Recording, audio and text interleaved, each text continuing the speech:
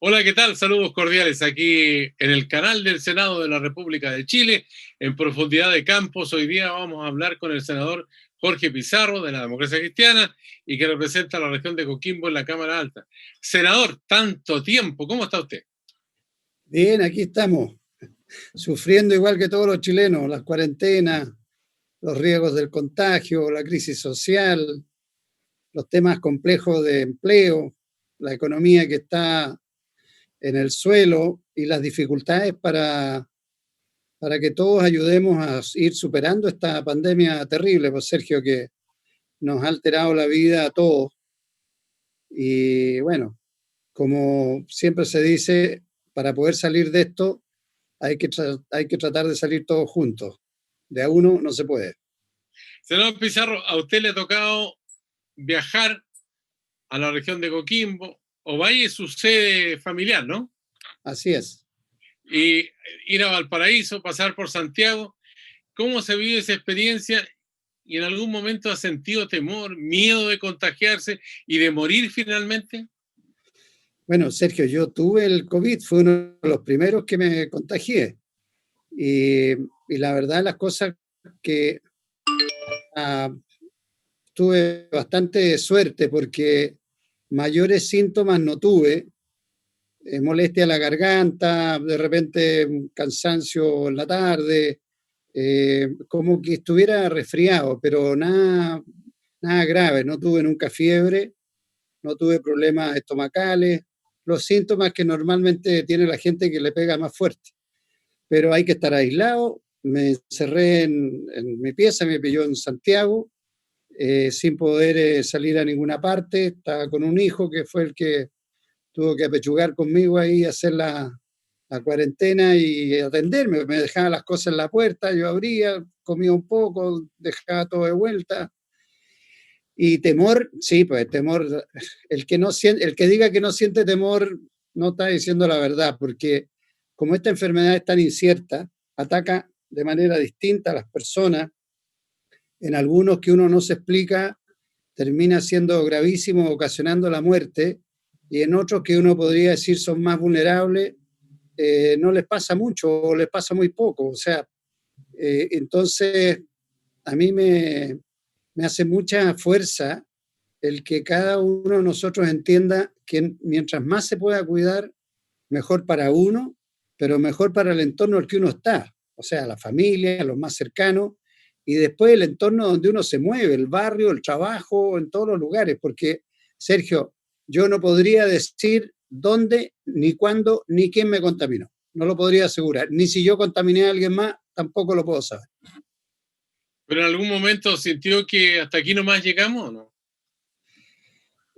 No, no por lo que te decía recién, porque cuando me descubrieron esto yo no sentía nada. Y fue porque tuvimos que hacer un chequeo cuando apareció el examen positivo del senador Quintero. Bueno, yo dije, ya, me voy a hacer el examen, no pasa nada porque no siento nada, así que iba lo más tranquilo. Y cuando me dicen, eso fue un día viernes, y me dicen el domingo, la noche creo que fue como que a uno le pegan un mazazo, ¿eh? Entonces ahí sí me preocupé porque dije, bueno, si tengo positivo, hay que cuidarse, hay que tomárselo en serio. Y ahí es donde te decía yo que vienen los temores, viene la incertidumbre, porque no se sabe lo que viene. Además, uno sabe que no tiene remedio. O sea, ¿qué remedio te dan? ¿Qué receta te dan? Además, cuando estábamos empezando, hoy día hay más antecedentes. Hoy día la gente, ya los doctores más o menos saben por dónde viene la mano, cuáles son los síntomas más complejos, cómo tiene que cuidarse uno. Las recetas son como más parecidas. Ahí a uno le llegaba mensaje, oiga, de que tome agüita de limón con, con bicarbonato, no, que el mentolatum, que no sé qué, hay que hacer esto otro, gárgaras de no sé cuánto. Todos con muy buena intención.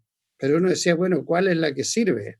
Todavía no se ha descubierto un remedio, a pesar de que parece que estos tratamientos que hacen con plasma y con algunos medicamentos ayudan, pero cada enfermo es distinto. Ahora venían ustedes trabajando en el Parlamento a 100 kilómetros por hora, con mucha tensión, porque, bueno, el desenlace del 18 de octubre, con la firma del acuerdo del 15 de noviembre, fue muy demandante en términos de agilizar proyectos en el Parlamento.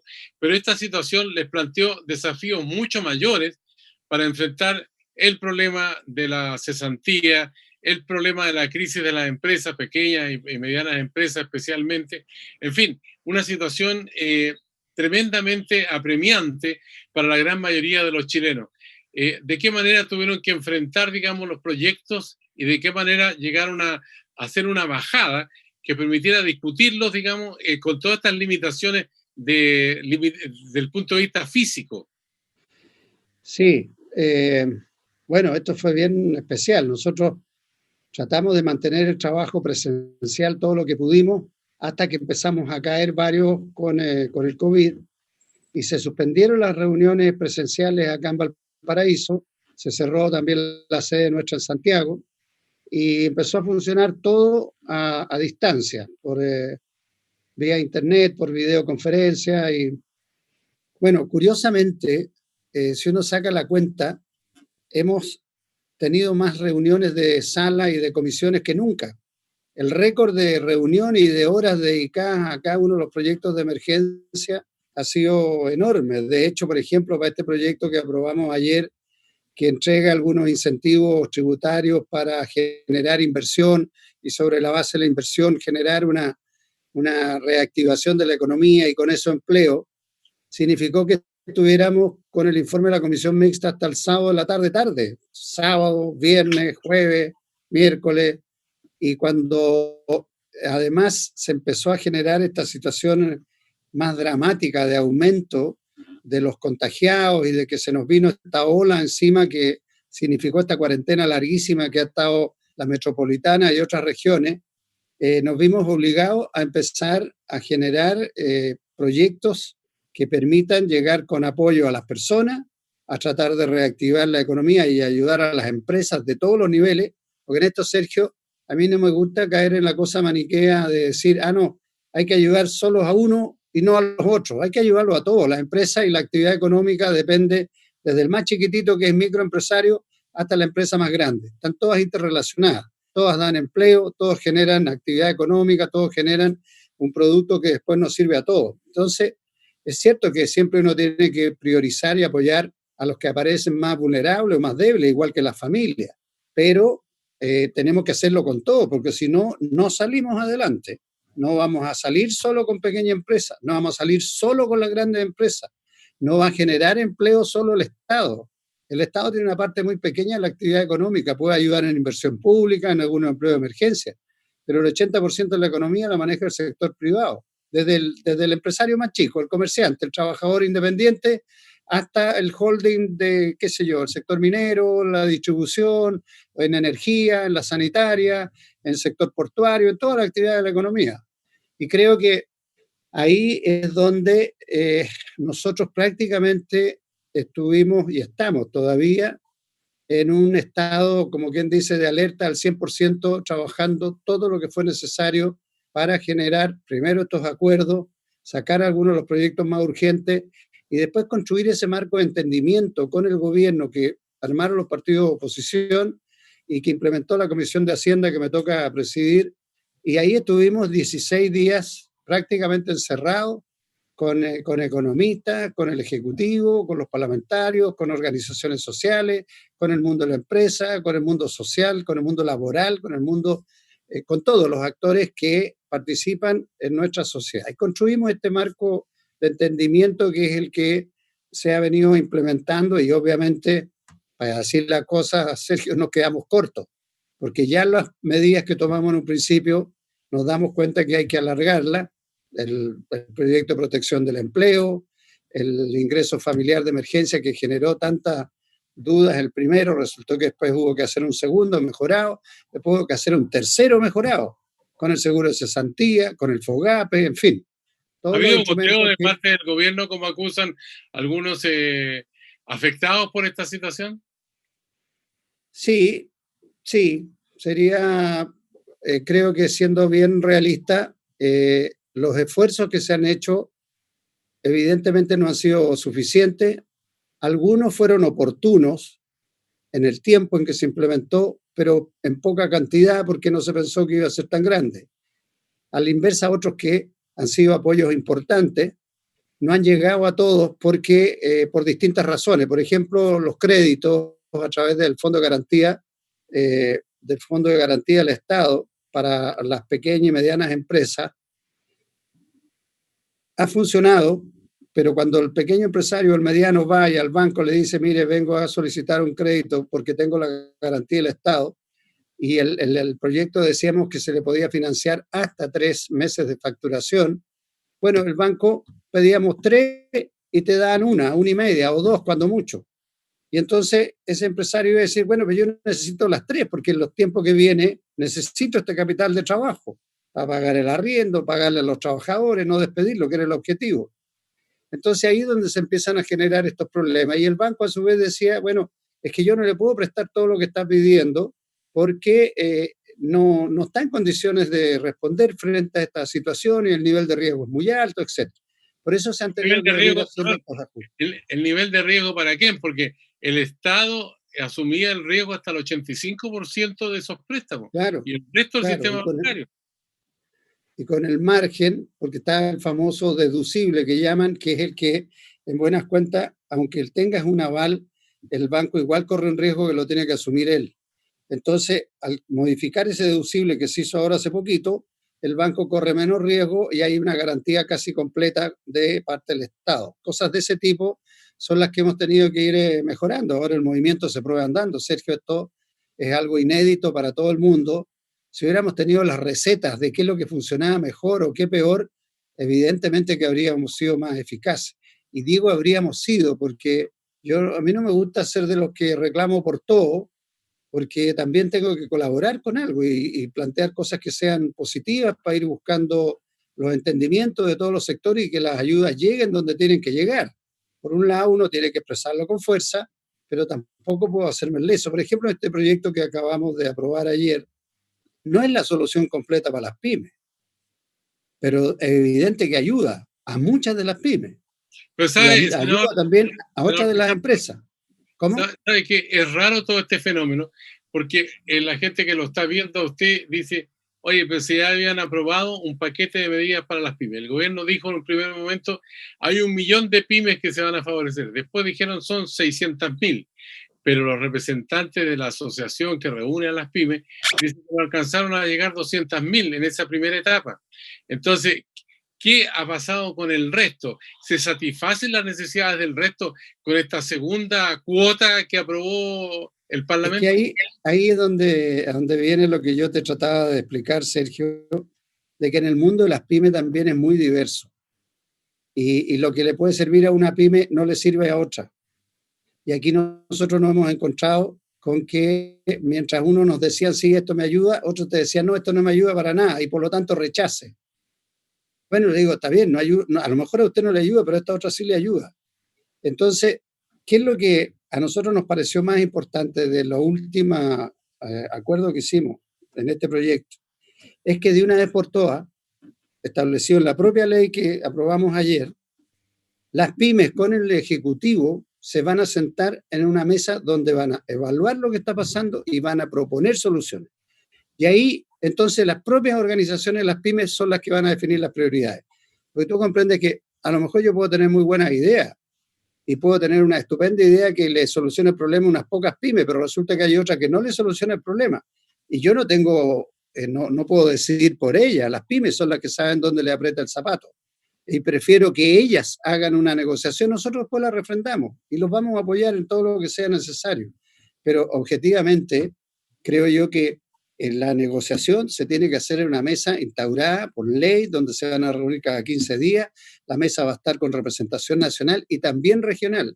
Porque, Sergio, las regiones tienen realidades distintas, tienen proyectos de desarrollo distintos. No es lo mismo una pyme agrícola, no es lo mismo una pyme orientada al turismo, no es lo mismo una pyme en la entretención, una pyme en el espectáculo, una pyme en el deporte, o en el sector transporte, o en servicios.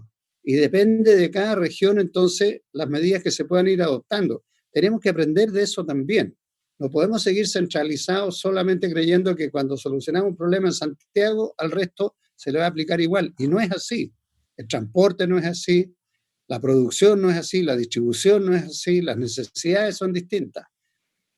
se aprende, ha sido un mundo completamente distinto lo que nos está pasando y es lo que le está pasando a todo el resto del mundo. Y en eso Senador tenemos que Jorge sacar Pizarro, algunas lecciones. ¿qué le parece? ¿Cómo? Hacemos una pausa y volvemos enseguida en esta profundidad de campos aquí en el canal del Senado. Ok. Usted espérenos que ya volvemos.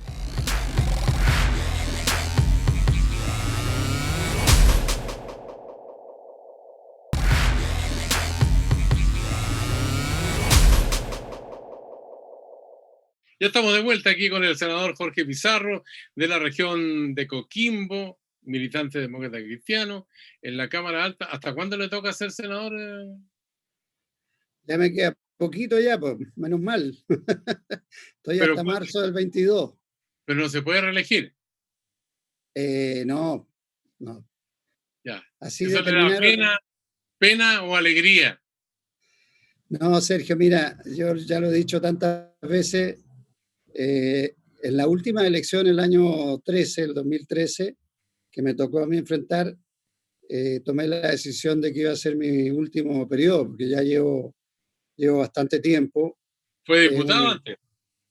diputado antes y es un trabajo muy, muy atractivo, es muy estimulante y ahora más que nunca, pero obviamente también uno tiene que hacer otras cosas y tiene otras responsabilidades. Entonces, estar dedicado 100% a la actividad pública y política es un gran honor, pero también tiene sus costos en otros niveles que uno tiene que evaluar. Y también se va colocando un poquito viejo si los años pasan, así que, y tenemos otros desafíos, así que yo avisé con tiempo desde esa época que no me iba a repostular. Pero como en Ya, política nadie cree nada, cada vez que yo decía eso, decían, no, pero si usted puede seguir, demás.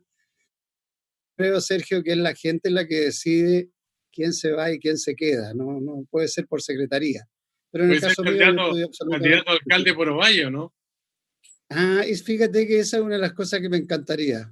Uno Sí. siempre quiere la ciudad de uno, el terruño de uno, pero hay gente joven que lo puede hacer muy bien y yo espero que nuestro candidato futuro ahí en Ovalle, Vladimir Peticosich, pueda ser el futuro alcalde de Ovalle.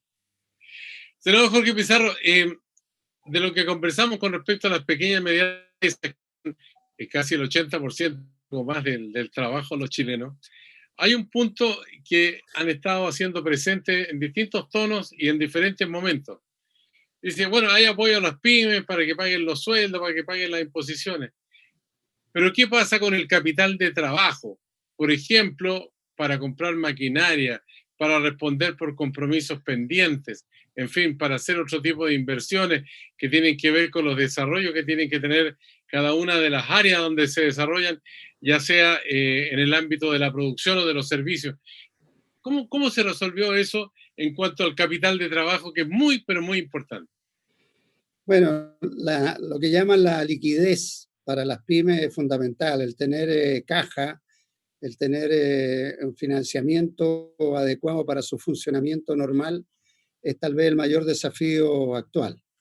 Y esa es la razón por la cual muchas de las medidas que se han adoptado tienen que ver con aliviarles la caja a las pymes, o sea, se posterga el pago del IVA, el tema de las contribuciones.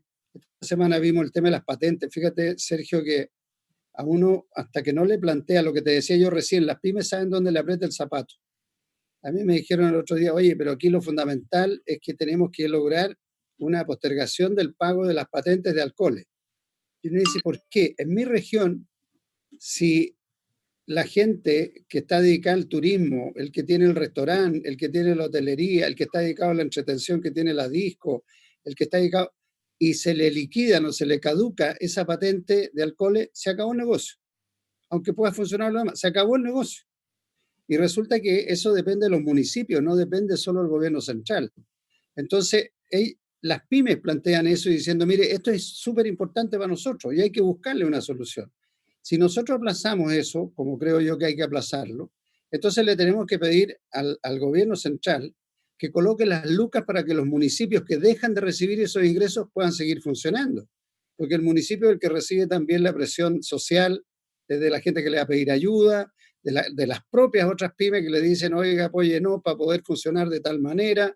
Es toda una cadena, entonces hay que tener una visión más integral de lo que tienen que ser las medidas para incentivar la inversión y la actividad económica. Y por eso te decía recién, yo creo que soy de los que pienso que es fundamental ser capaces de construir un gran acuerdo nacional que permita seguir enfrentando la situación de las personas frente a la pandemia, la seguridad, etcétera, pero que nos preocupemos de que para reactivar la economía, para generar empleo, necesitamos del compromiso de todos. Primero el Estado. El Estado tiene que dar el ejemplo, tiene que promover inversión pública, tiene que ayudar a generar condiciones de reactivación y tiene que generar certeza. Segundo, el sector privado. El sector privado es el que invierte, lo que hablábamos recién, desde el más chiquitito hasta el más grande. Y tú, si fueras empresario privado chico o grande o mediano, cuando quieres hacer una inversión, tienes que decir, bueno, tengo alguna oportunidad con este negocio o voy a meterme en una cosa que voy a perder toda la plata porque el sistema no va a funcionar, porque no tenemos certidumbre, porque el sistema tributario me va a cogotar, 20.000 razones, ni hablar del tema social o de la seguridad. Senador, Y después, ayudaría el impuesto a los más ricos de 2,5% de la fortuna. Lo han planteado 80 personalidades multimillonarias en el mundo, hombres y mujeres, de que es necesario establecer impuestos a los más ricos. Aquí en Chile podría funcionar algo así y serviría de algo para paliar la crisis. se puede efectivamente recaudar más impuestos, más tributo al patrimonio de los súper ricos, sin duda. El tema está en que también hay que definir para qué vamos a usar esos recursos, ya que es por una sola vez. O sea, hay que, si vamos a recaudar una cantidad, tiene que ser para un objetivo determinado.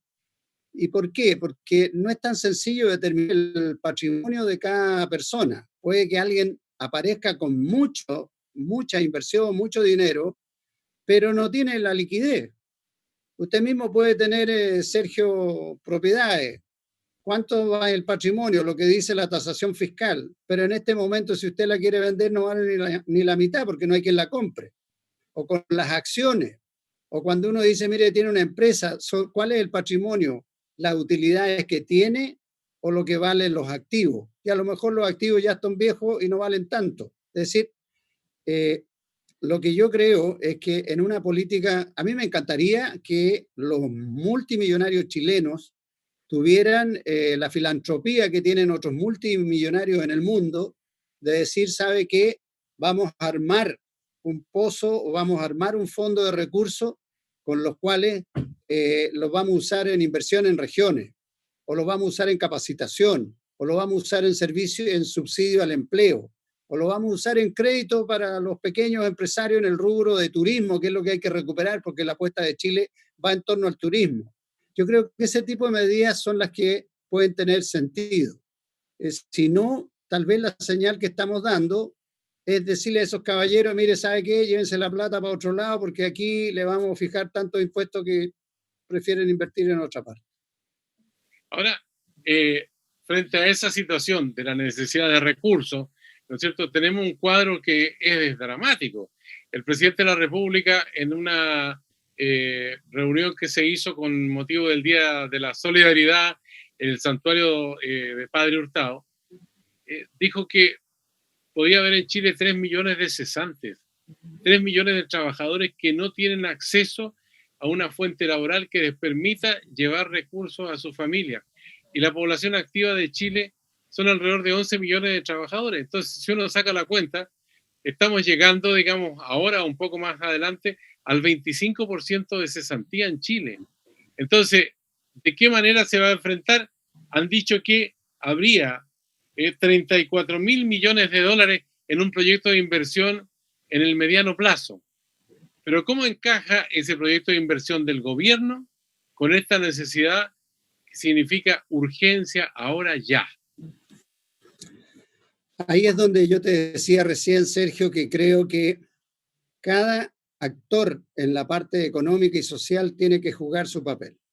El gobierno tiene que promover inversión pública, porque de esos 34 mil millones de dólares, si en mi región se van a traducir en inversión, en aprovechar mejor el recurso hídrico, yo digo, están bien invertidos, porque el uso del recurso hídrico del agua permite que la agricultura, que está orientada a la exportación, se pueda mantener y desarrollar. Permite que el turismo, que es el otro polo de desarrollo turístico de crecimiento importante, pueda desarrollarse. Un turismo sin agua no funciona. Lo mismo en el tema minero, o si es en energía, o si es en conectividad. O sea, el Estado tiene que tratar de generar proyectos de infraestructura productiva y de servicio. Con eso genera empleo en la zona y sobre todo en construcción. Obras públicas y vivienda aquí tienen un papel fundamental porque mejoran la cadena económica.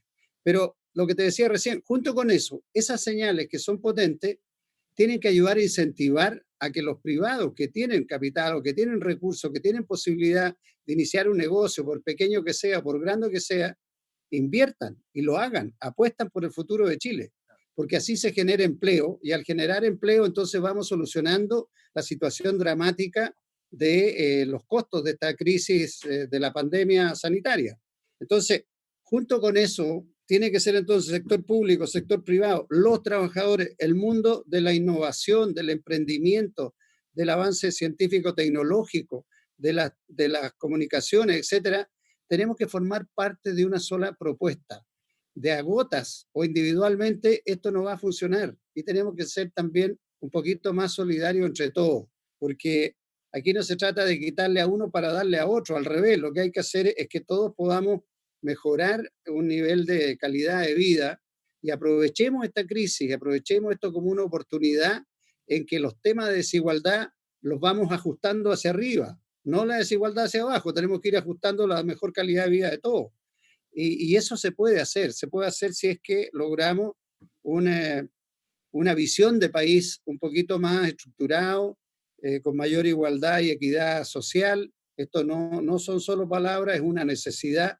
El estallido social en octubre se genera porque los niveles de desigualdad y en abuso en algunos casos de discriminación ya se hacían insostenibles. Y es una oportunidad la que tenemos, salir de la crisis, pero pensando en que entre todos podemos reconstruir un país más equilibrado.